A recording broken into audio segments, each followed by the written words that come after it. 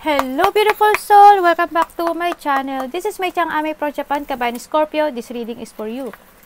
Kamusta ang iyong kaperahan this July 2024? Maraming salamat muna sa mga subscriber, cross-watcher, at sa mga bagong pasok dyan. Welcome na welcome kayo sa bahay ni Ate Aimee. Maraming salamat din sa nakakataba na puso ninyong mga comments. Dahil halos lahat kayo is resonate. Keep comment na mga kabayan. Ang yung energy is naiwan dyan, pati pangalan nyo. Binabasa ko, makukulay yung energy nyo. Makaresonate na kayo sa ating reading. Maraming salamat din sa mga nagpa-personal reading. Kung gusto po na personal reading, ang energy nyo lang talaga ang gusto nyo makuha natin. All the details po isa sa baba po ng video na ito. This is a general reading. Tandaan nyo, hindi nyo ito personal reading. Okay? Kuhanin mo lang sa'yo at itapon ang hindi naman para sa iyo. Maaring ito is a vice versa, maaring energy mo, energy ng person mo, o energy ng malapit sa puso mo. Maaring nangyayari o mangyayari pa lang. Use your own intuition, lawakan po natin ang ating isipan. Lalo. Nawawala yung ano. Ang dami naman. Pati yung ano ko nagwawala. Pati yung ano ko nagwawala. May nahatak siya. Para po kay Scorpio this July. Kamusta ang kanyang kaperahan? Ay, ang dami naman palagi lumalabas sa'yo. Pakyawin. Okay. Scorpio, wow! Congrats! There's a success! Oh my God! And the horseshoe! Hala, patay na. Congrats sa'yo, Scorpio. Yan. Ito ang mga aabangan mo this July. Hindi man sa July, darating ito na good luck and success. Oh my God. Congrats, success, and the good luck. We have the feathers. Someone you know is undependable and insincere. Siguro naman, alam mo na yun kung sino, di ba? Kung ano man itong good luck and success na mangyayari sa malaki man o maliit ito, kailangan tayo magpasalamat pa rin, no? We have the legs, stepping into a new experience. Oh, wow, mukhang may tatahakin ka atang mundo, no? May tatahakin ka ngayong bagong path. Yan, pag-ingatan nyo rin yung paa nyo, baka manakit yung paa nyo, no? Or malapit sa puso nyo, baka sumakit ang paa, or something happening sa leg, no? Sa paa. Ingat. We have the broken, oh my God. Parting of the way in either romance or business. Oh my God. Okay, ibig sabihin, may magtatapos, no? Kumbaga, may mga commitment, promises, or may mawalan ng trabaho, may separation. Yan. Pero, ibig sabihin, makakawala ka na sa kung nasaan ka man ngayon. Oh my God, congratulations! It will success. No, talagang kung if ever, ito is sa love or sa business or sa trabaho mo, kung ano mang success ito, nakita ko dito, magiging masaya ka. Yes. Kung saan parte man ng buhay mo itong good luck and success mo. Congrats, no? Romance is in the air. Oh my God. Ibig sabihin, may magtatapos, pero may magsisimula o may sisibol. Maaring sa party mo, mas mahalin mo yung sarili mo, or mga pamilya mo, kapatid mo, or in your surrounding na mahal mo sa buhay, no? And we have the wishbone. Oh my God, your wish granted. Hala, eh di ikaw na kumuha lahat, Scorpio. Ikaw sa'yo na. Nagalit si ate. Nagalit eh. Sa'yo na lahat. Oh my God. Oh my God, wish granted. Ito na ang inaabong mo. Hala, alam mo ba, itong tatlong to, first time ko nakuha to. Sa'yo. Oo, first time talaga. Ay, hindi ko makita yung good luck. Igigit na ako nga yung good luck para makita mo. The good luck, the wish come true, yan. Sa'yo ko lang to nakuha. Congrats. Oh my God. Pagtabi-tabihin natin para mas maganda-ganda, di ba? Yan, tapos yung stepping in your experience. Ayan, dyan tayo. Wow, congratulations. And also we have the basket. Di ba? May reward ka pa. The recognition, reward for merit. Ayan, yung mga pinaghirapan mo, yung mga sakripisyo mo. Darating na. Congrats. We have the Valley, deep person, strength, and peace that assure success. Yan. Mukhang may darating naman na pagbabago sa buhay mo. Malaking malaki. Congrats talaga, promise. Yan. Malaking pagbabago mangyayari. My God, ito pa. Prosperity! My goodness, the universe is pouring its abundance out to you. Be open and receive it. Tandaan nyo ha, gratitude lang ha. Big or small man ito mangyari sa buhay mo. We have to thank. Hello, ano ba yun? Okay, iba sa inyo, magpuput boundaries na ata, no? Yan. Love yourself and not to say no to others. Okay, demand on your time and energy. Hindi natin pwedeng, yun nga, you need to put boundaries, no? Limit. Kailangan may limit ka. Pag-focus ka sa sarili mo, pwede ka rin tumanggi. Karapatan mo ang tumanggi. Okay? Karapatan mo ang tumanggi, karapatan mo umayaw, you need to put boundaries para magkaroon ng success, wishbone, lahat na to, para ma-receive mo, okay?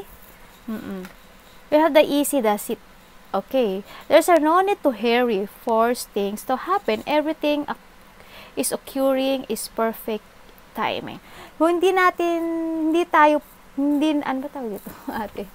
Hindi lahat is kailangang nakukuha sa madalian. Doon sa process kasi, no, yan. Halimbawa, wala akong trabaho ngayon or gusto ko ng bagong trabaho. Gusto ko magmadali na ganun. Well, in a timing naman yun, nasa timing yun. Halimbawa, halimbawa, nakapaghiwalay ka or makikipaghiwalay ka. Tapos magmamadali ka ngayon na gusto mo na magkaroon ulit ng lovers agad. No, there's a perfect timing, okay? Ibibigay sa'yo in a right time, in a right place, in a right situation, okay? Start delegating. Alam niyo na yan, ha? Okay, ask other, including me, yes, including me to help you. Ate, ano po ba yun? Instead of trying to do everything by yourself. Okay, hingi ka ng tulong kung ikaw ay medyo nahihirapan in life at may mga pinagdadaanan. You need to speak, humingi ka ng payo, humingi ka ng tulong sa iba. Hindi ka nag-iisa, okay? Tandaan mo, oh my God, natutuwa ako sa iyo. Congratulations. Natutuwa talaga ako sa iyo. Relationship, business, partner, office, love, affair, and communication with co-workers are highlighted now. Make choice with the extreme care. Okay mo kami mga pag-uusapan na related ang trabaho, ang love, or kaperahan man yan, or business, no? Basta, make choice lang. Make choice with extreme care. Okay? And we have the answer. The answer is in yours. Nasa lahat ng bagay, nasa sayo yung susi, ikaw ang mag-a-answer ng lahat ng katanungan na nasa isip mo. Ikaw lang makakagawa nyo. You will resolve your current situation soon. Work wise. You find a unique way to stand out. Okay? It is okay to say no. Tandaan mo, ha? You find a new opening with job security.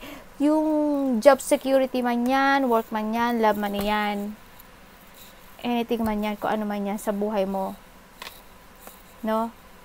Nasa sayo ang answer, nasa sayo ang susi.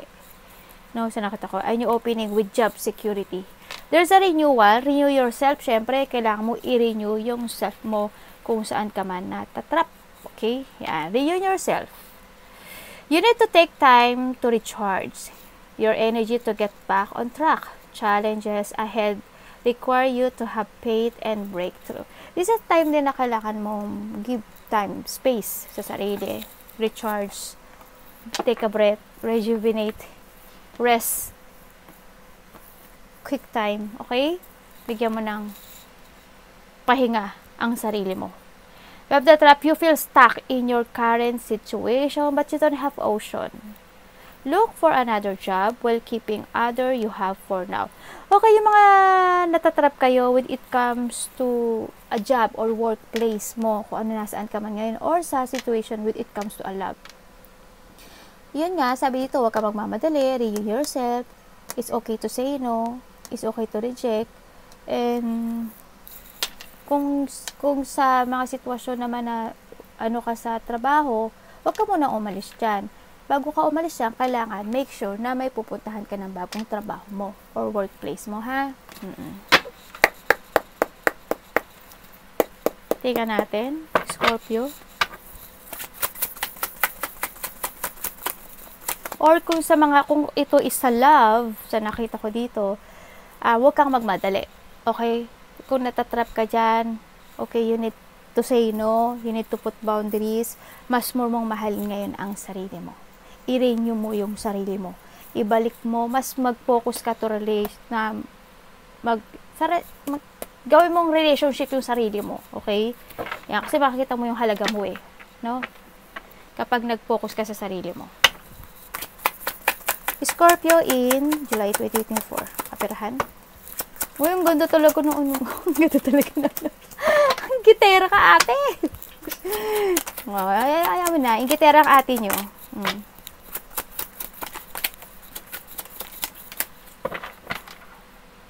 Ay, may namimiss ko. Oh my God. Okay, ibig sabihin, may aalisan kang isang situation. Naghihintay ka ng tamang panahon, tamang oras para umalis sa isang sitwasyon dahil pagod ka na. Gusto mo ng bagong buhay, gusto mo ng bagong new beginning. Yung iba dito, aalis na or naghihintay pa ng timing. You need to take a risk, ha? Kung nasaan ka man ngayon. Mahalin mo yung sarili mo more. You deserve mong mahalin mo yung sarili mo. You deserve happiness, okay?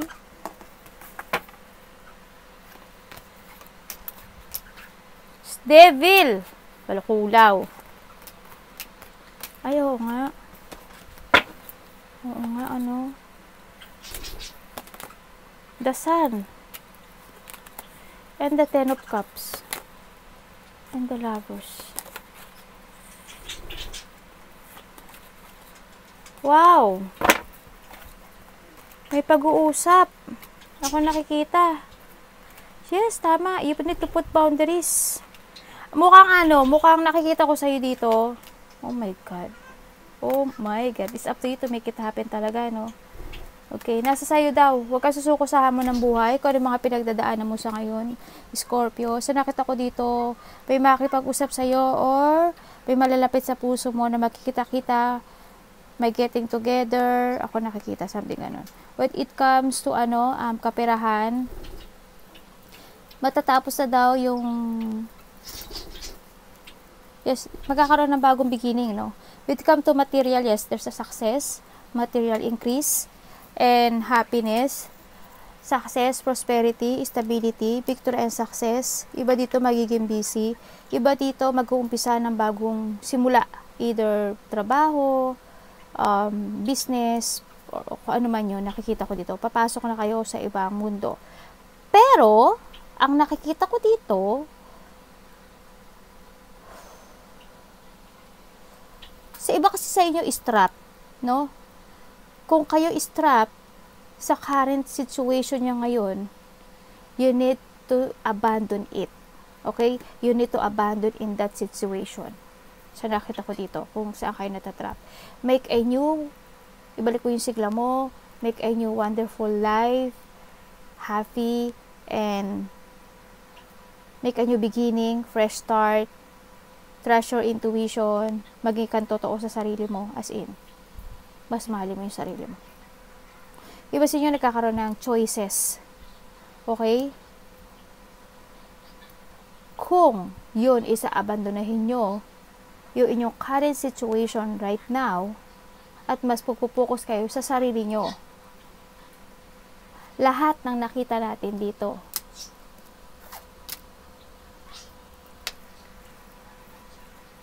mapapasayo. Ate, may consequence, ha? Kasi mag-focus kayo sa sarili nyo. Yes, aangat kayo. Yung iba sa inyo, aangat kayo. By this July 2024, yung iba sa inyo aangat sa'yo, yung iba sa inyo, you need to abandon it kung nasaan man kayo na natatrap kayo. Okay? Huwag kayo magpapigil sa sitwasyon. Huwag kayo magpa-hold. Para lang, kasi na-hold kayo No, na-hold pa kayo to change to your best version You need to abandon it. Kailangan mo mag-toward sa bago. Okay? Huwag kang magpatrap dito sa sitwasyon mo. Isipin mo rin yung sarili mo. Sabi nga dito, you need to put boundaries and may karapatan kang magsalita ng no. Okay? It's a no. Kasi tinatawag ka ng ibang dimension. Tama. Ibang path sa nakikita ko dito sa lahat ng card na to. You need to follow your heart in a good way na makakabuti sa'yo. Okay?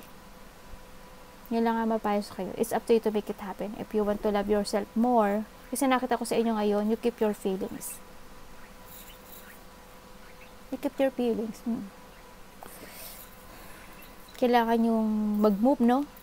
Yan, may getting together sa iba. Yan nakikita ko. Mahalin niyo yung sarili niyo. Huwag kang nalilito pa yung iba dito. Just may marimaro. Dami yung choices. May travel ba kayo? Dami yung choices. Sobra. Ang dami yung choices in life. Gusto nyo ng shipment? Well, take it action. Okay? Arigatou namaste. God bless.